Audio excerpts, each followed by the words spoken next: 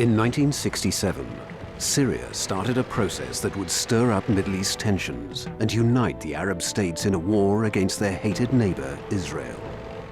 But they underestimated the military strength and cunning of the tiny state. And after 6 days of fierce fighting, Israel had destroyed 3 Arab armies and shown that it was a force to be reckoned with.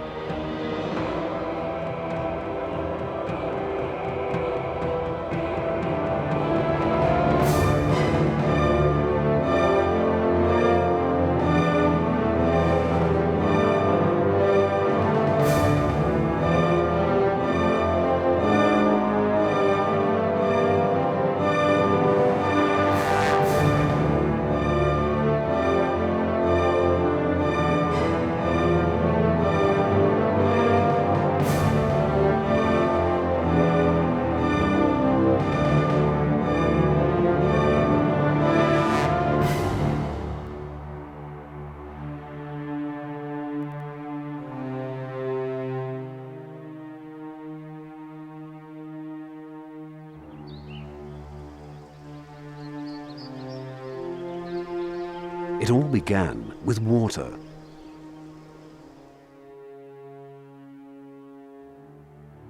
In the mid-1960s, Israel began to use the Sea of Galilee as a freshwater reservoir for the entire country, transporting water by canal to the Negev desert. Most of the streams which feed the Sea of Galilee flow from the Golan Heights, which was then in Syrian possession. Syria disputed this exploitation of a shared resource and began to dig a canal which would divert the Golan streams away from the Sea of Galilee. As soon as the digging started in 1964, the countdown to war was triggered.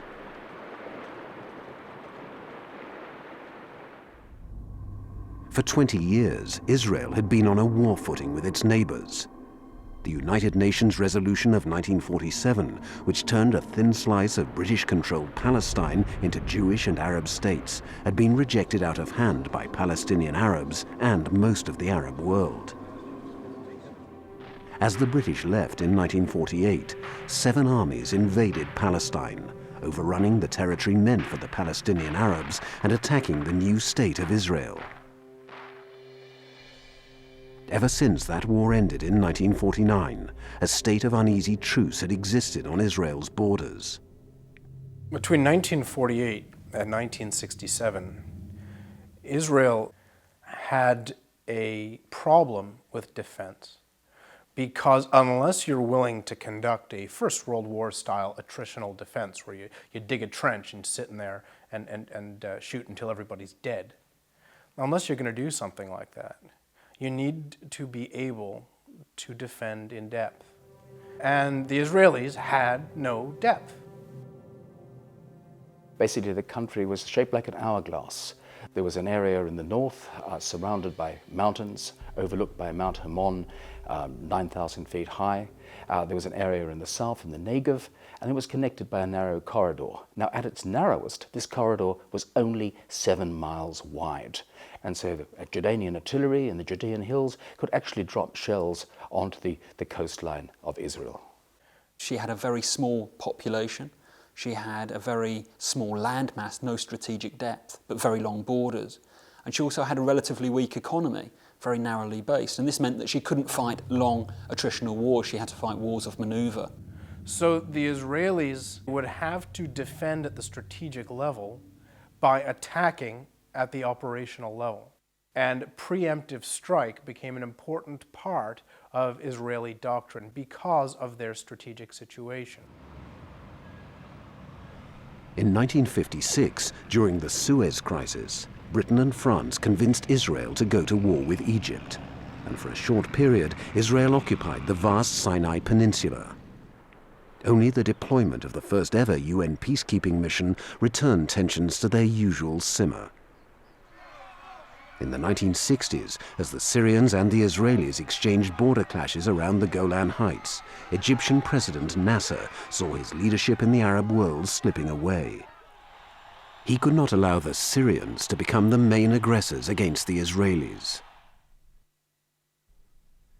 On the 16th of May 1967, President Nasser ordered the United Nations peacekeeping force out of the Sinai.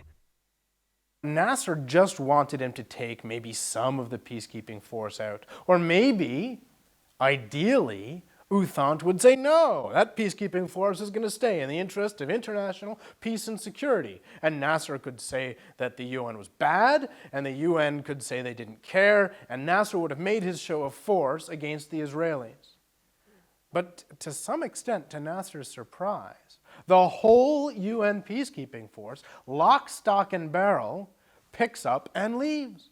And suddenly Nasser, who has been speaking very belligerently against the Israelis, who has been saying some pretty blood-curdling things about what he's going to do to Israel, suddenly Nasser finds himself with nothing between himself and the Israelis. Now, Nasser overlooked the Straits of Tiran, Israel's access to the Gulf of Aqaba. With Egyptian forces commanding the straits, the Israeli port of Eilat could be cut off from the sea.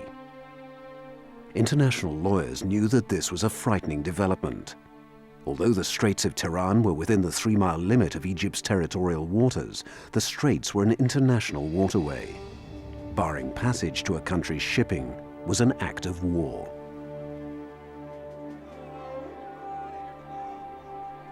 The Israelis watched with some trepidation as the Egyptians built up to war. On May the 20th, they mobilized their army, calling up reserves and bringing the country's economy to a standstill.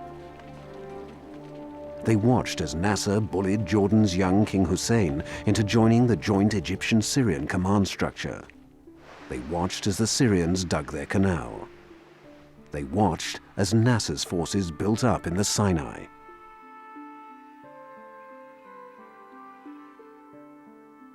Meanwhile, the American Sixth Fleet went on war alert in the Mediterranean. The Soviet Black Sea Fleet began moving through the Dardanelles in response. On May the 28th, Nasser announced, "We plan to open a general assault on Israel. This will be a total war. Our basic aim is the destruction of Israel." This firmed up Israeli resolve. Hawks and doves in the Israeli cabinet were united by Nasser's threat. And on the 4th of June, a national unity cabinet listened to 7 hours of military briefing, then authorized the Prime Minister to go to war. Israeli Prime Minister Eshkol told his new defense minister Moshe Dayan to commence hostilities on the 5th of June at 07:45 Israeli time, 08:45 Cairo time. The Israeli Air Force had been doing some routine number crunching. They were proud of their quick turnaround time and were interested to see how it would work in a war game. The Israeli Air Force could turn an aircraft around in 8 minutes. That means that from the time the aircraft touched down, it could be refueled and rearmed, pre-flighted and launched again in 8 minutes. The Israelis could do this 8 times a day for each aircraft. The question was, what if the entire Air Force was committed to operations at this tempo? How much damage could it then inflict during one single day? Israeli planners looked at the numbers and looked again. Their analysis said that if they operated against the Egyptians for one long, hard morning, they could destroy their entire air force on the ground and still have time left to attack the much smaller Jordanian and Syrian air forces.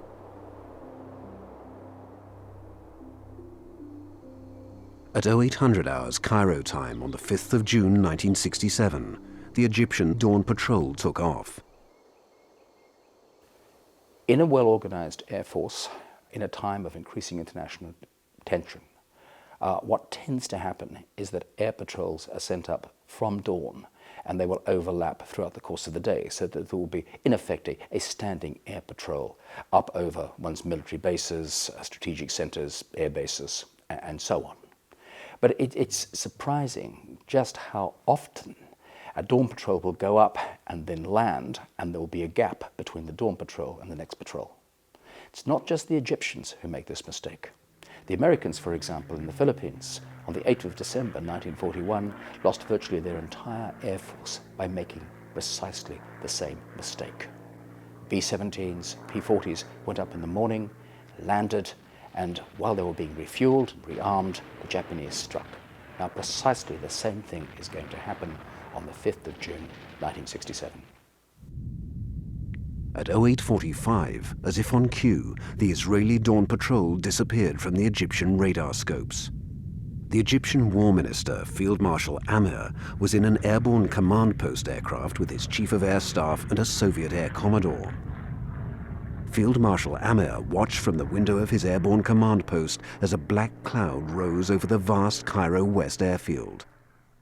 Nasser had threatened Israel with war, and the Israelis had accepted the challenge.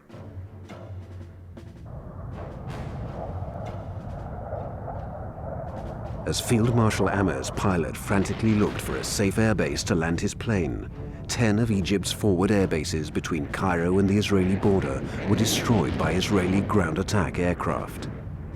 As each pair of Israeli planes dropped their bombs, they turned and aimed their cannon and missiles at the Egyptian planes refueling on the aprons.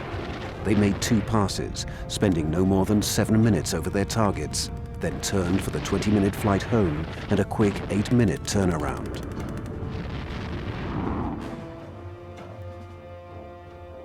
As one wave of Israeli aircraft were dropping their bombs, another was halfway to target, and the next wave was already launching. The Egyptian Air Force was hammered by wave after wave that day, with only 3 minutes respite between attacks. The first Israeli Mirage aircraft were assigned to destroy Egypt's Soviet-built bombers near Cairo. The rest pounded fighter bases in the Sinai, while bases in the north of Egypt were being pounded. Faraway bases in Upper Egypt were also not safe. These bases, which supported Nasser's operations in the Yemen, were attacked by Israeli bombers from the Red Sea. First Ras Banas, then Luxor were attacked by French-built Vautour bombers. The first Egyptian planes to succeed in taking off came from Hurghada in Sinai. 20 MiG-21 and MiG-19 fighters charged into the fray at 09:30 Cairo time. 4 of the MiGs were shot down by the Israelis, and the rest were forced to break off because of low fuel states. The rudest shock of all for them was discovering that every Egyptian airbase within range had been destroyed. The fighters all bailed out or crashed as they tried to land on cratered runways. 8 more Egyptian MiGs became airborne and shot down 2 Israeli Mister fighter bombers, but all were destroyed by the guns of Israeli Mirage interceptors. By 11:35 Cairo time, 250 Egyptian aircraft had been destroyed. 100 of Egypt's 350 pilots were killed. More were injured. Israel had lost 19 aircraft, 3 to enemy action. Towards noon on the first day of the war, the Israelis turned their attention to Egypt's remaining air bases. The Syrian Air Force, misled by Egyptian propaganda, launched a sortie against the Haifa oil refineries and were destroyed in their entirety by the Israelis. The Royal Jordanian Air Force tried to provide close air support for Jordan's forces around Jerusalem, and they were destroyed too. Even elements of the Iraqi Air Force, which had been deployed forward for operations against Israel, were destroyed.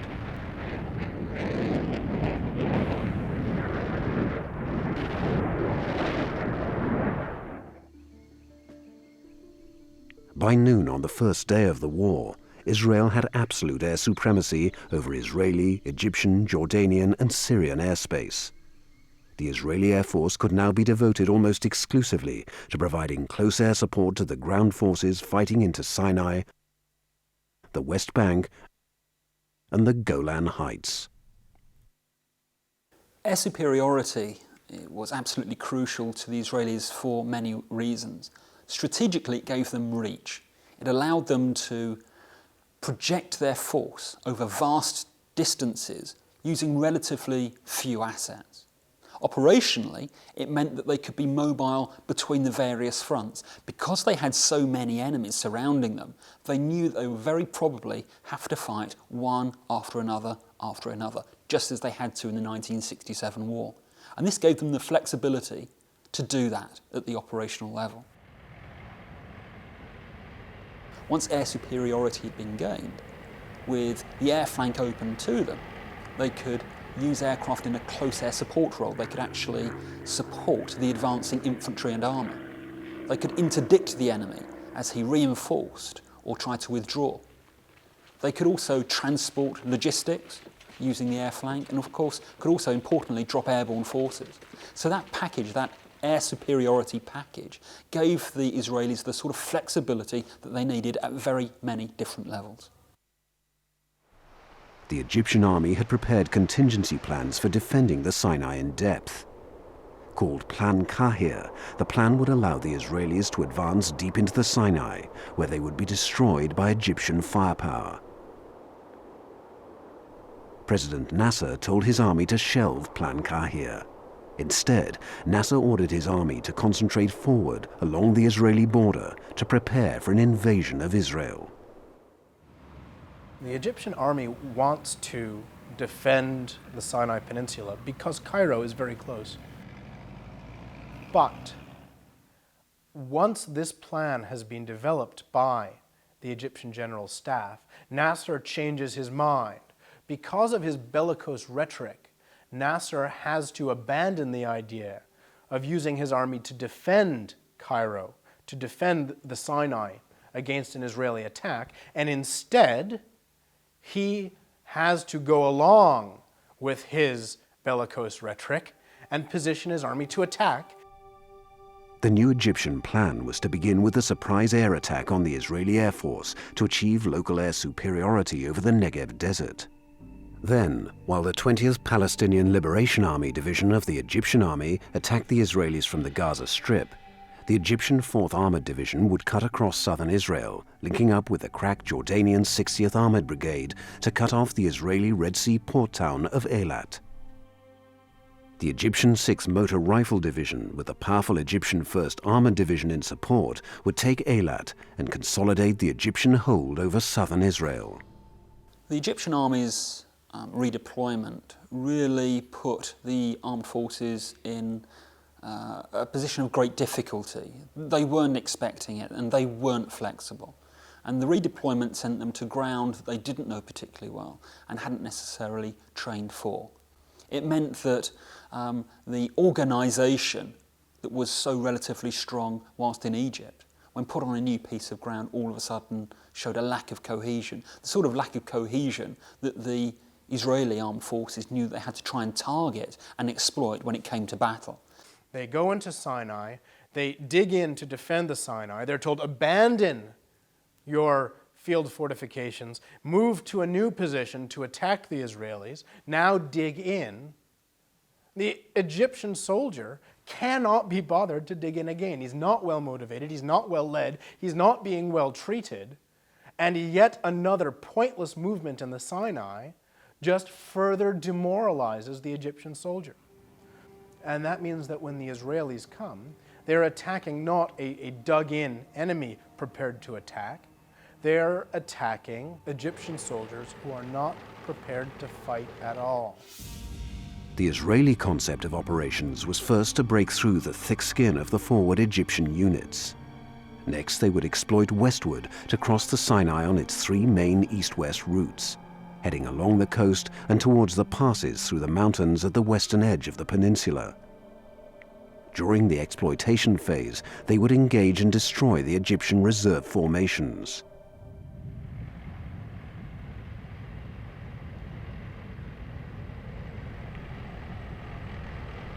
The fiercest fighting came during the initial breakthrough on June the 5th, the first day of the war. Because the Egyptian army had been concentrated forward for an attack into Israel, it was hard to penetrate.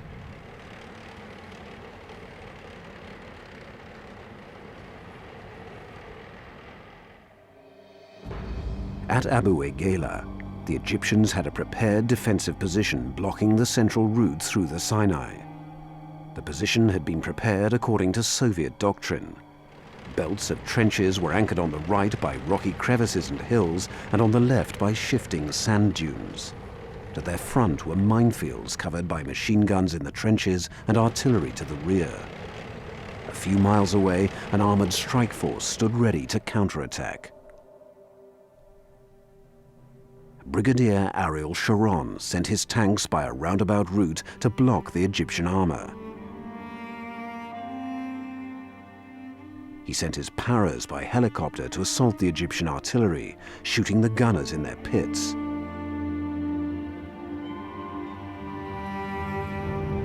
His tanks and guns waited in front of the Egyptian defenses as his infantry moved through the shifting sand dunes on the Egyptians' left. When they had word that the Egyptian artillery had been silenced, the Israeli tanks and guns fired on the left edge of the Egyptian trenches. As the fire shifted, the Israeli infantry poured into the trenches, lighting colored flares to mark their progress. The Israeli tankers and gunners used these moving beacons to shift fire. Israeli sappers moved across the minefields, clearing paths for the Israeli armor. During the furious progress of the battle for the trenches, Brigadier Yoffi radioed Sharon, asking to move forward through the Abu Agela position. Sharon's mission was to allow Yoffi to move forward into the Sinai, so he agreed to one of the most dangerous operations in war, passing towards the enemy through friendly forces who were already fighting. Even before the Egyptian trenches had been secured, the leading elements of Yoffi's division were moving along the road past Abu Agela and crossed the Sinai. Because the Egyptian army had been concentrated so far forward, once the Israelis burst through, the Battle of the Sinai turned into a pursuit. Once the Israelis are through the Egyptian forward deployed forces, once they're through the forces who are prepared to invade Israel, the Israelis have a much easier time of exploiting onwards because the Egyptians are on the back foot. From the time the Israelis get through the forward Egyptian defenses, the Egyptians are always reacting to what the Israelis are doing. The Israelis had a fairly comprehensive intelligence picture of Egyptian deployments. They've been able to pick this up from a combination of human intelligence and signals intelligence and some reconnaissance patrols. And in essence, they knew that a gap had opened up between the Palestinian 20th Division, which is based in Gaza, and the Egyptian 7th Division, which was based to the west of Gaza. There was a place called Rafah Junction, and they knew that if they struck north at Rafah Junction, they would be actually driving along the boundary between the Egyptian 7th and the Palestinian 20th Divisions. They knew their objectives and they could get behind the Egyptians and destroy their cohesion and then destroy the Egyptians actually in situ in the Sinai itself. And what it shows us is splendid Israeli military doctrine. They knew what objectives they could achieve. They had the all-arms cooperation with which to achieve that. They got the initial preemptive strike, then they had the speed and momentum to carry them through. And they get to the Suez Canal in just 100 hours. And it's got to go down as one of the remarkable manoeuvre warfare victories in the 20th century. 15,000 Egyptians were killed or wounded in 4 days of fighting. 5,000 soldiers were captured, along with 500 of their officers. 80% of Egypt's military hardware had been captured, including hundreds of tanks and hundreds of guns. Israel had lost 300 killed and over 1,000 wounded. It took 4 days of the six-day war for the Israelis to overrun the Egyptian army in the Sinai. By the 8th of June, the Egyptians were ready to accept a ceasefire. The task force set to drive to the southern tip of the Sinai were not needed. Israeli sailors came ashore at Sharm el-Sheikh to raise the Israeli flag over the Straits of Tiran.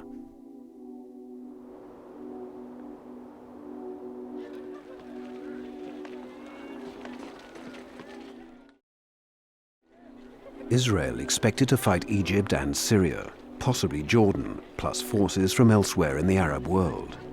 But they did not have the combat power to fight 2 or even 3 enemies at the same time. They therefore pursued Napoleon's strategy of the central position. When fighting a more powerful enemy, Napoleon said, "Put yourself between the enemy armies and fight them one at a time."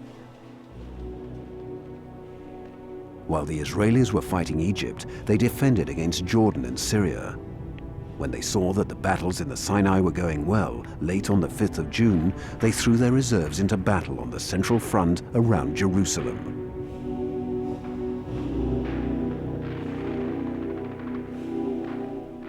The Jordanian army, with some Egyptian support, had 6 infantry brigades defending the West Bank, 3 in Samaria to the north, 2 in Jerusalem, and 1 in the Judean hills south of Bethlehem. Another brigade was in reserve near Jericho.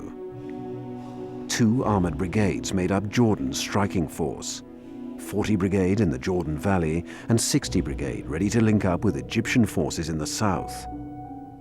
When the Egyptian attack across the Negev desert was checkmated by the Israeli attack, 60 Brigade was free to operate against the Israelis around Jerusalem.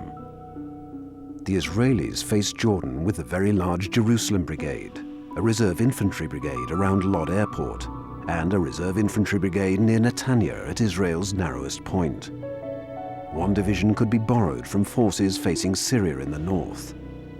This was enough to defend against the small but well-trained Royal Jordanian Army, but not enough to attack. Only when Jordan was committed to the war, and once Egypt was no longer a threat, could the General Staff release its operational reserve to the battle against Jordan. The attacking force against Jordan would be 10 Mechanized Brigade, under the brilliant Colonel Uri Ben-Ari, the German-born father of the Israeli Armored Corps. The cigar-chomping Ben-Ari was called up as a reservist to command the armored thrust against Jerusalem. With him were the reserve paratroops of 55 Para Brigade, prepared for a combat drop in Egypt, but no longer required. Ben-Ari moved his mechanized force through the rough hills to the north of Jerusalem, cutting the West Bank in half by the morning of the 6th of June. At the same time, the Israeli brigade at Lod Airport moved up to the old British fortress at Latrun and took it from Egyptian commandos. King Hussein, encouraged by his allies, launched an air attack against the Israelis. When we look at King Hussein, we must remember the geopolitics of Jordan's position. Jordan was in control of what was going to become the West Bank.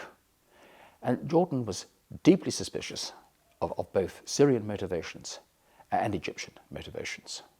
And in order to keep the Jordanians fighting, and in order to keep the Jordanians attacking the Israelis, Nasser lies through his teeth to King Hussein. Nasser did his very best to convince King Hussein that the Israeli Air Force, while they had actually dealt a severe blow to Egypt, had in fact themselves been shot out of the sky in very large numbers. Nasser says to Hussein that 70% of the Israeli Air Force, a very strong asset that the enemy had been destroyed. And so the pressure was on for King Hussein to get involved. In fact, if you look at the geopolitics of the situation, it is almost impossible to imagine a situation in which Jordan would not have become involved. The Israeli Air Force, its missions in Egypt and Syria completed, turned their attention to Jordan and destroyed the Royal Jordanian Air Force.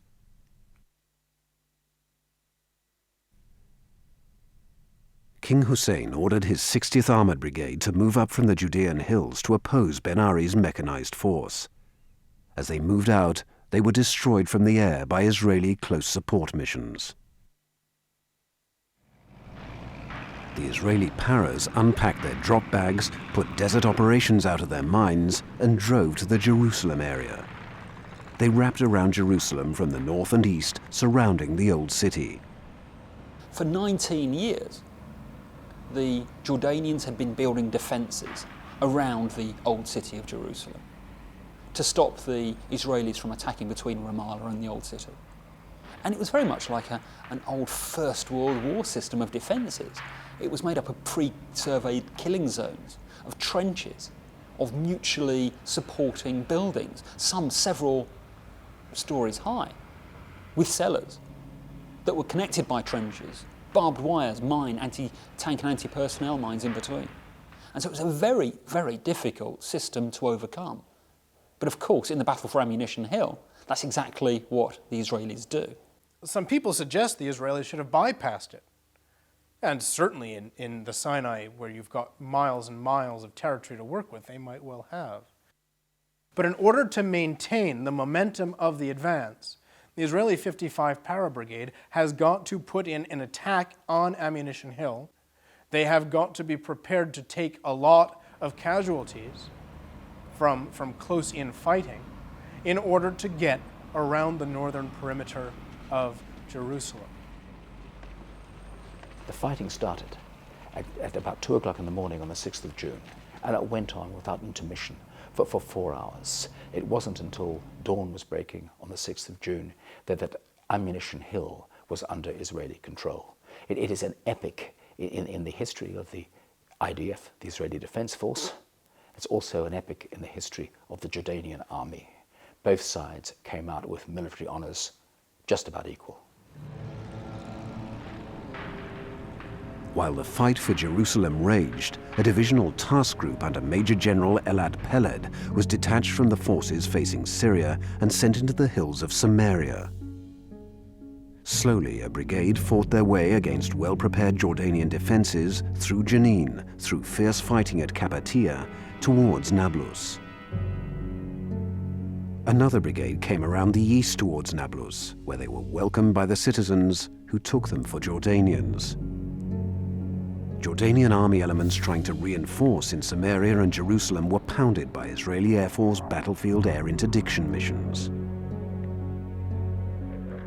On the night of the 6th and 7th of June, the Jordanian governor of Jerusalem saw that reinforcements would not arrive, and he began to withdraw his troops from the city. At 08:30 local time on the 7th of June, the reserve paras of Israeli 55 Brigade began their attack.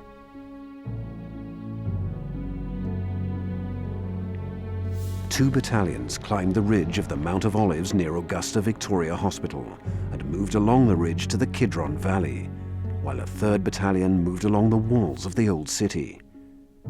The 3rd Battalion, led by Brigade Commander Colonel Motta Gur, moved through the city walls at St. Stephen's Gate and spread through the narrow alleys of the old city. By 10 o'clock in the morning of the 7th of June, the old city was secure. Forces of the Jerusalem Brigade moved southwards through Bethlehem and Hebron to the Judean hills.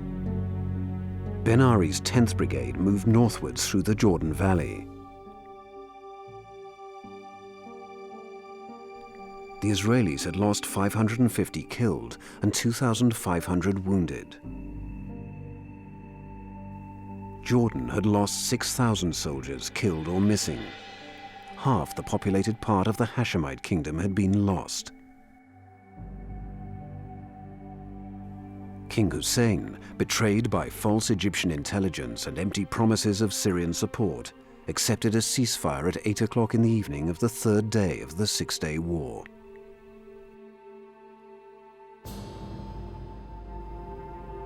Syria had started this war. Egypt had attacked to show they were fiercer than Syria. Egypt and Syria had bullied King Hussein into attacking too. The Israelis had defeated the Egyptian army in 4 days, and the Royal Jordanian army in 3 days. As things were going badly for Jordan and Egypt, 8 Syrian brigades sat out the war on the Golan Heights. The villagers of northern Israel protested that the frowning massif of the Golan Heights was making it easy for Syrian artillery to target their farms.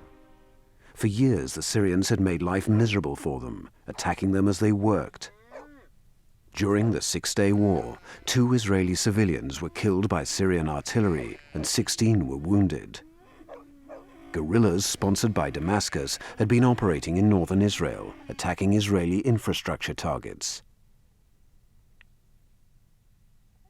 After Egypt accepted a ceasefire on the 8th of June, the Israeli Minister of Defense approved an attack on the Golan Heights. The Golan Heights rise about 620 meters above the Sea of Galilee. It is a great, huge plateau, flat on top, covered with huge volcanic basalt boulders, cut deeply by ravines and canyons, and it looms over the lower Galilee in Israel. When you stand on the brow of the Golan Heights, overlooking the Sea of Galilee and overlooking the lower Galilee itself, you can see everything. It is also, if you like, a barrier, a bit more than a speed bump, but certainly not mountainous, between two opposing states. So the state that actually holds the heights has a very great strategic advantage. The Israelis can use it as a launch pad towards Syria and Damascus. The Syrians, if they take and hold it, can use it to bombard northern Israel, Galilee, or indeed to attack at a point where Israel has very little strategic depth. So the Golan Heights has very great strategic importance to both sides, and as a result of that, both sides very much focus on it.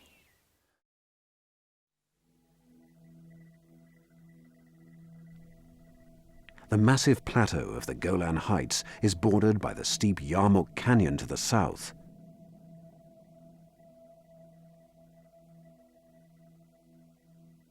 The bluffs overlooking the Sea of Galilee to the southwest, and the comparatively shallow valley of the Jordan River to the west.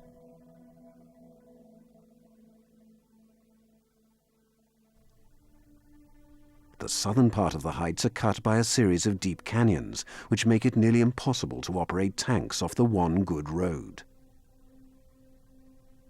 The Syrian army defended the heights with 3 groups of brigades.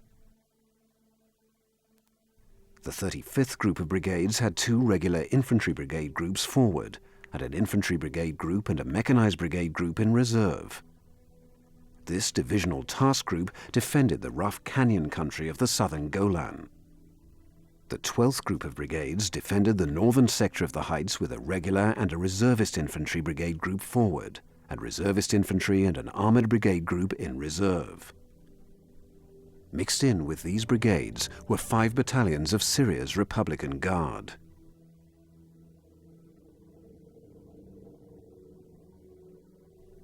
The infantry brigades were in concrete bunkers and well dug in. They were fresh, well supplied, and ready for an Israeli attack. The 42nd Group of Brigades formed a mechanized strike force. It had 1 armored brigade group, 2 regular mechanized brigade groups, and 2 reservist infantry brigade groups.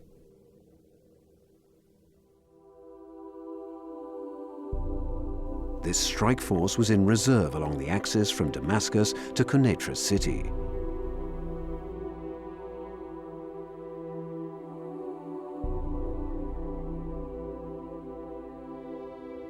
The Israelis had to find places where the plateau's slopes were too steep for the Syrians to have fortified them, but still shallow enough to operate tanks and half-tracks on.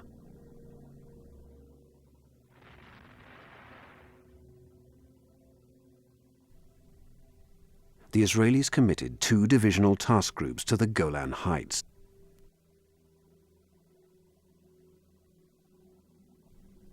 One, under Reserve Brigadier Don Lanner, would approach from the north, with 1 armored brigade and the elite Golani infantry brigade.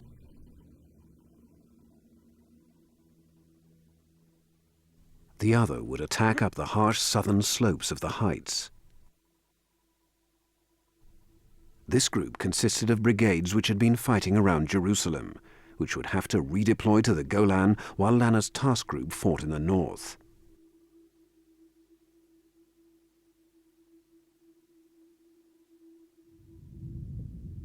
They would be supported by the Israeli Air Force, who bombed and rocketed Syrian positions on the Golan Heights for 2 days before the attacks went in. Lanner's Armoured Brigade Group under Colonel Albert Mandler waded into concentrated Syrian artillery fire as it advanced up the slopes of the northern Golan. On its flank were the young conscripts of the Golani Brigade, who cleared Syrian defensive positions at Tel Faher. Tel Faher was a well-defended position with minefields and barbed wire covering all approaches. There was no room for clever maneuver here. The Israelis had to charge in dismounted attacks. The first attack got to the fortifications with only 3 men left standing. In the second assault, Golani soldiers threw themselves over wire obstacles to create human bridges for their comrades to cross. The brigade reconnaissance force and supporting armor joined in the attack, and by 6 o'clock in the evening of the 9th of June, Tel Faher had been taken.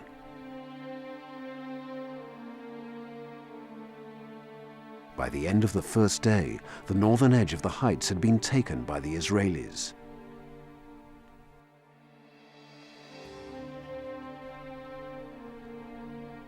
During the night of the 9th and 10th of June, Albert Mandler's tanks moved towards Quneitra city. As they fought, elements of 55 Reserve Para-Brigade and mechanized forces were moving northwards from the now quiet Jordanian front to join in the fight.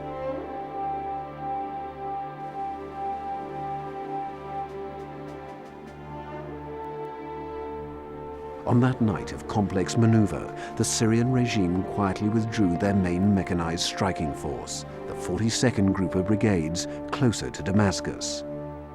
The Israeli High Command knew that it would have to recycle assets from one front to another, especially if there was an Arab alliance, which would mean perhaps taking the first foremost military power, Egypt, and then actually going to, say, Jordan and then the Golan Heights and the Syrians. Uri Ben Ari, the commander of the brigade, calls all of the drivers in the brigade into one room, a few hundred men sitting there in the room. And he says, "Gentlemen, we need to go up to the Golan Heights, and we need to be there by 4 o'clock tomorrow morning." And he gave them all a grid reference, and he said, "This is the end point of our movement. Between here and there are going to be military police trying to exercise traffic control. There are going to be logisticians who want signatures and paperwork in return for fuel. I don't care how you get from here to there, just be there by 4 o'clock tomorrow morning." And all the drivers go out, get into their vehicles, and because the Israelis are prepared to operate in the chaos of the battlefield, the entire brigade was able to pick up and move to this grid reference without getting lost, without getting crossed up with other forces, without running out of diesel and petrol on the way. And the entire brigade is able to be where it has to be the following morning because of the Israelis' willingness to cope with the chaos of the battlefield rather than try to impose order on the chaos of the battlefield.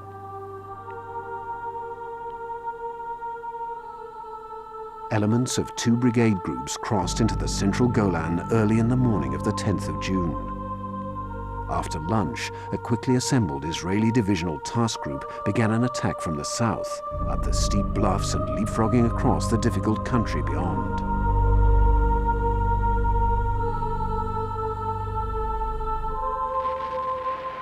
Syrian opposition was faltering as Damascus withdrew brigade group after brigade group from the fight.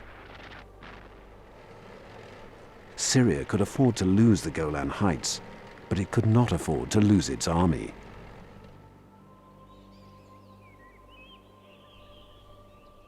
On the night of the 10th of June, Syria and Israel agreed to a ceasefire. 2,500 Syrian soldiers had been killed, 5,000 had been wounded, and 591 taken prisoner. The Israelis had lost 127 killed and 600 wounded during the fighting. After the Six-Day War, Israel at last had defense in depth. Israel had territory with which it could trade. It could trade for peace, it could trade for recognition. They had, for the first time in their history, created buffer zones around their initial state. The fact that the Sinai was occupied by the Israelis was seen as something that was extraordinary. Now, perhaps they didn't have enough forces to actually occupy it in the way that it needed to be occupied. Perhaps it led to complacency. But between 1967 and 1973, the Sinai was an absolutely crucial buffer zone. They also had taken the Golan Heights from the Syrians, an absolutely central strategic point that allowed the Israelis all sorts of advantages in northern Israel. And then, of course, they'd also taken the West Bank, an area of great religious, strategic, and operational sensitivity. But Israel also had huge problems. Israel had occupied the West Bank, and the West Bank had a substantial Palestinian population. Now, this was going to create all sorts of difficulties, because not only would the international community not recognize Israeli annexation of the West Bank, but within Israeli society itself, there were elements who were arguing that this territory, this West Bank territory, was in fact part of historic Israel and therefore should be settled by Israelis. The Israelis, with their long tradition of settling Israel by building Israeli settlements, begin building settlements in the Golan Heights, in the West Bank, and in the Sinai. And certainly for political and religious reasons, one can understand why they're building settlements on the West Bank, because that is the part of the biblical land of Israel, as I suppose the Golan was as well. But they build settlements in the Sinai, which means that they need to defend the Sinai. It is no longer really part of their strategic depth. Likewise, they build settlements on the Golan Heights, which then have to be defended and which reduce their strategic depth yet again to nearly nil. The Israelis gain depth on a map, but they ruin the depth by building settlements in it. Before the war, Israel had been subjected to an Egyptian blockade of the Straits of Tiran. She had also suffered Syrian artillery attacks and threats to her water supply. Jordanian barbed wire had divided Jerusalem, denying Israelis access to the Old City. In 6 days, the Israelis had conducted a strategic defense by attacking Egypt, Jordan, and Syria in turn. The United Nations resolutions which ended the war called on the Israelis to give up some of its territory in return for peace. More than 10 years later, and after a disastrous war, Israel returned the Sinai Peninsula to Egypt in exchange for a peace treaty. More than 20 years later, Israel and Jordan also agreed an open peace treaty. Even so, more than 30 years later, Israelis do not feel any more secure than they did before the war of June 1967.